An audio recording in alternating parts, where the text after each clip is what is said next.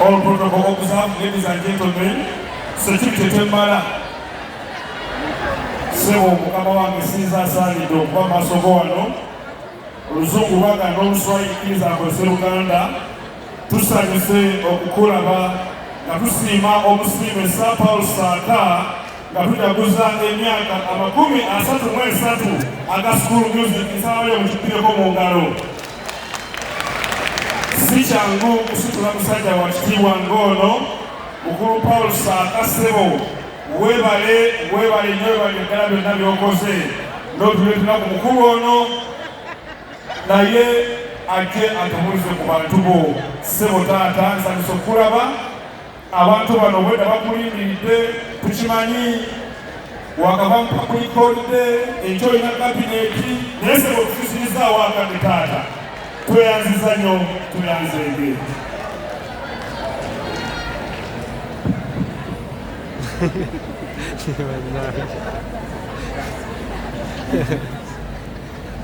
No.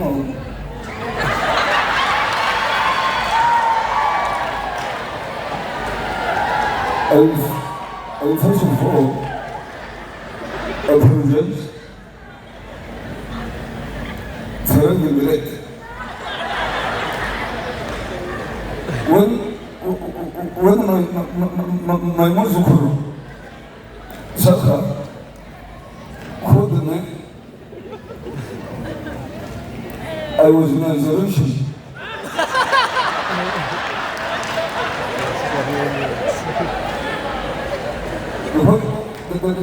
When the COVID results came out, they told me that the results are positive. So I talked to Mama, and Mama told me first go in isolation. But God works in mysterious ways. When Dr. Ruth Jane came to check on me, she told me that now I'm very okay because of the Saka.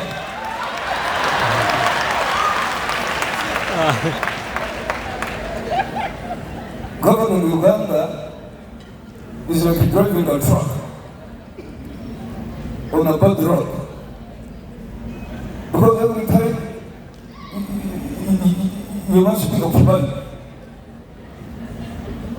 And I don't attend the parties because Uganda is putting too much. Every time, But when Saka called me, I said, for that one, I must attend. So I'm here now.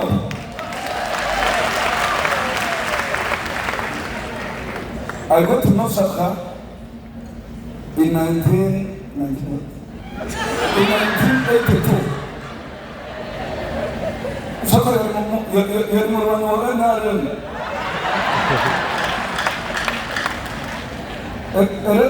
enyimba ez'omunsiko bazira n'ekifulugunyo bati yali musajja mutiitiizi n'addukayo eruwero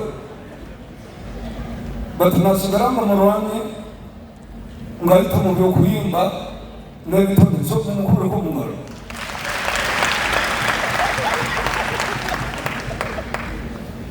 I want to thank you. So, come. umukuru wo mu ngoro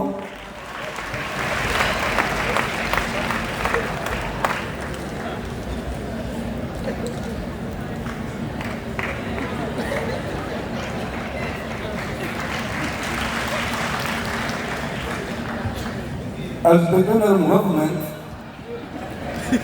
Mutumo Mugabe, also the name of Moa and Tatan.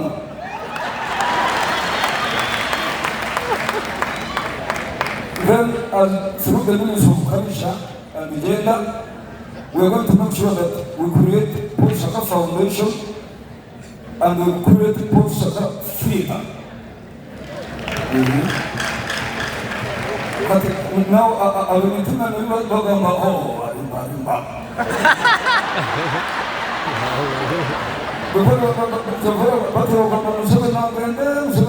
oh, I'm so fit.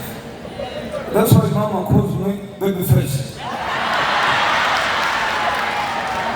So those who have been asking me now, Mozilla Okabe.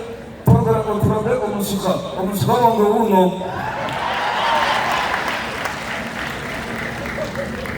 naye omusika wange kimugamba bw'ogenda mu buyinza tolwako nnyo. It is very bad to oversee power, but I wish you well. Number in the resolution. Thank you very much. Thank you.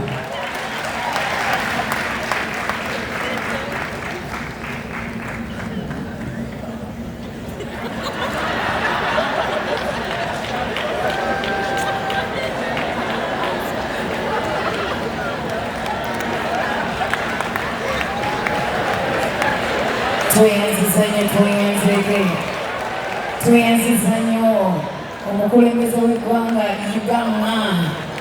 Tweyanziza President Ogwira, President Kola akalulu ka President kaliwo bannange. Uganda esinga Bulaaya, Uganda esinga America. Twagala okwongera okwebaza omukulu Pamire, thank you so much. Kalaye waggulu nabandi kuona mao yaniriza yanguwa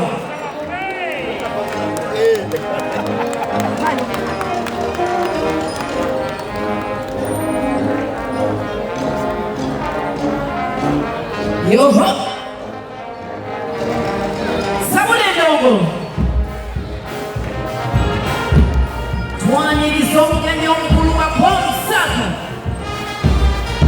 Yamwambye abagenyi bange abakulu ono n'amusoosowaza yekyamudyowe yawaniridde ensawo ye bambi mukube ku bugalo bw'abambi. Omukolo tegutegekeka, buli kimu kya buseere, naye ng'ayimiriddewo Katonda ay'omukwatasimba. Twongera omwaniriza omusiime ne best friend we. Okay, abakonzi tweyanziza ne tweyanzege netunga n'obwana bwange.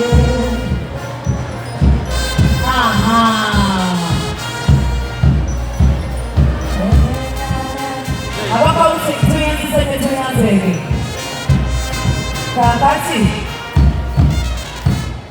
Kakati omu bw'ajja n'osigala n'omulala buba bulyaza amaanyi. Si bwe kiri? Twebaza abaami bamuleete bandi tuddeyo waggulu, tuddeyo nga naye waggulu. Twagala kwebaza ba best friend b'omukulu Paul Saka. Yangambye Fifi, omukolo guno ogulaba singa si bandi omukulu ono apandi ngwatambukaawo. Katonda sabula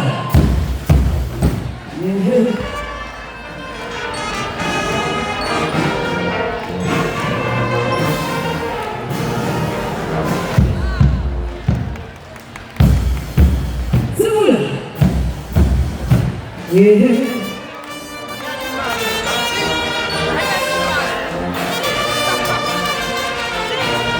Okay, tuyanzize nnyo abakawutek banda kakati katisoko ojiwo kasoko okwamukamao abakanda neyanzize